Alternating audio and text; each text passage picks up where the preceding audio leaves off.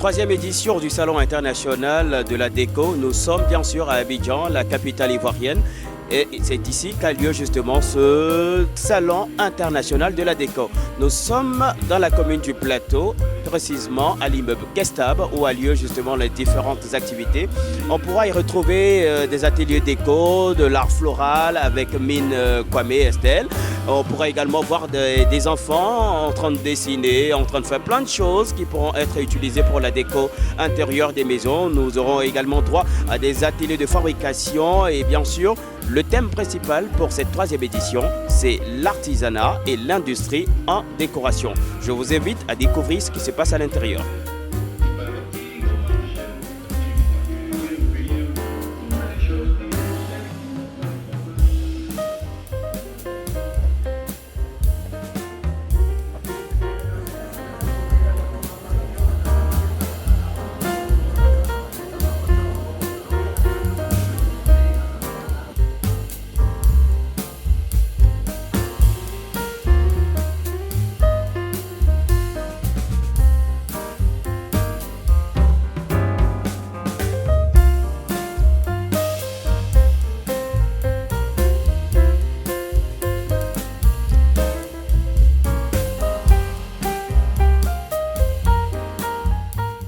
Mesdames, Messieurs, bonjour. Troisième édition du Salon international de la déco. Je suis avec une exposante, Madame Niamé, professeure au lycée Sainte-Marie. Alors, Madame Niamé, déjà cette troisième édition de ce grand salon de la décoration, qu'est-ce que ça vous inspire? Ça m'inspire une rénovation, une innovation, parce que pour la première fois, un lycée de filles en Côte d'Ivoire participe à un salon de la décoration pour montrer un peu comment il y a des talents, en plus de l'intellect, il y a des talents dans le lycée, tout ce que l'on peut faire, tout ce que les filles font au lycée. On est venu exposer, montrer aux parents que ce n'est pas simplement les matières de base, mais nous, on a un plus. On va dans l'agriculture, on va dans le théâtre, on va dans l'élevage, on va dans l'art, on touche à tout. Que les filles aient tous les atouts pour se mettre en marche dans la vie active. Justement, ça donne l'occasion à tout le monde de voir ce qui se passe, justement, à part ce qu'on sait de l'éducation des filles et tout ça. Donc, vous aurez donc cette occasion-là de nous présenter ce que ça fait vos filles. D'accord. Bon, là, on est venu juste avec quelques travaux des filles de la seconde et des filles de la troisième. Comme elles sont en classe d'examen, étant leur prof, c'est moi qui suis venue exposer leurs travaux. Bon, là, nous avons les cours qu'on a vus pendant l'année, pendant cette année scolaire, qu'elles ont mis en pratique. Par exemple, je vais prendre quelque chose de simple. On a les poids à peser l'or africain, nos poids à peser l'or. On essaie de rénover. Par exemple, celle-ci, elle a pris le poids à peser l'or, elle a stylisé et puis elle a pu faire un vêtement, c'est-à-dire elle a fait la maquette à partir du poids à peser l'or pour habiller le mannequin. Ça, c'est un cours de la seconde. On apprend aux filles à exploiter nos traditions, nos éléments qui rentrent dans le domaine de la tradition africaine. Ça, c'est un cours de cubisme. Donc les filles ont appris comment est-ce qu'elles peuvent utiliser un courant de peinture cubiste. Donc on est venu avec différents travaux, des coups de crayon pour qu'on voie un peu la promotion de la femme, des sujets d'actualité, d'architecture paysagiste. Donc on a essayé que chacune d'entre elles, comment elle voit l'architecture paysagiste pour améliorer notre cadre de vie, notre environnement. Donc ça, c'est une proposition parmi tant d'autres. On est venu avec plusieurs.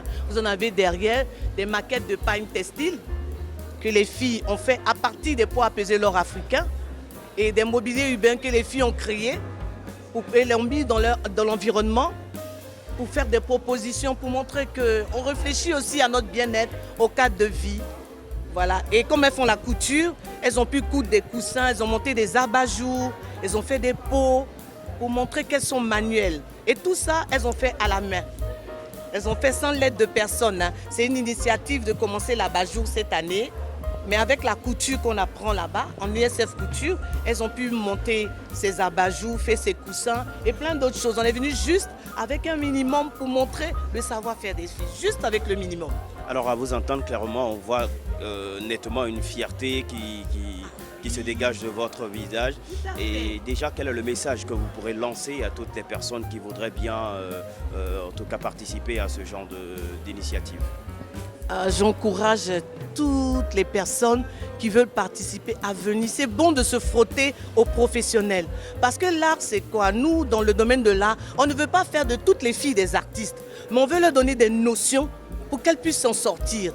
On veut donner le pneu peut-être secours d'une voiture pour que quand il y a une crevaison, on fasse sortir le pneu qui va faire mouche, le pneu qui va permettre à la voiture de redémarrer. On est à côté d'une dame qui est spécialiste dans les abat-jour. Mais j'ai dit à mes filles, on vient se frotter aux professionnels, montrer qu'on débute, mais on va regarder ce que le professionnel fait. Et surtout que c'est une femme, ça va vous booster. Je reçois beaucoup de parents d'élèves qui ont leurs filles qui ont exposé. Elles me disent, nos filles voient différemment maintenant. Elles prennent plus confiance en elles. Elles ont vu l'autre dame a fait les abat-jour professionnels depuis 20 ans. Et les filles, elles ont commencé les abat-jour il y a 2 semaines. Mais là, le professionnel vient et puis regarde, il dit, c'est déjà un bon départ. J'encourage les filles. Et ça, j'invite tout le monde à venir, quand il y a des salons comme ça, de venir se frotter aux professionnels, voir ce qu'ils font. Même si ce sont des artisans, regardez la facilité, la dextérité, l'amour qu'ils donnent à produire. Ça permet à tout un chacun d'être habile de ses mains, de faire quelque chose, d'apporter un plus à son cadre de vie. C'est tout ça qui rend le cadre de vie agréable. C'est tout ça qui donne l'envie de vivre.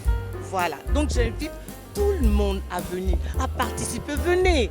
N'ayez pas peur, venez essayer. Se frotter au plus grand, ça rend plus fort. Si on marche avec des faibles, on restera toujours faible. Quand on marche avec des forts, on prend l'attitude des forts. On prend l'attitude des gens qui ont de la vision. Et nous, Sainte-Marie, on a de la vision. Donc on est venu se frotter au plus grand parce que nous aspirons à être plus grands. Ça me donne juste envie de dire qu'on ne réinvente pas l'eau chaude, il faut juste changer la saveur ou encore frotte-toi aux étoiles pour devenir lumière, sinon tu demeures mouche. Merci à vous, madame, et très bonne exposition. Merci beaucoup.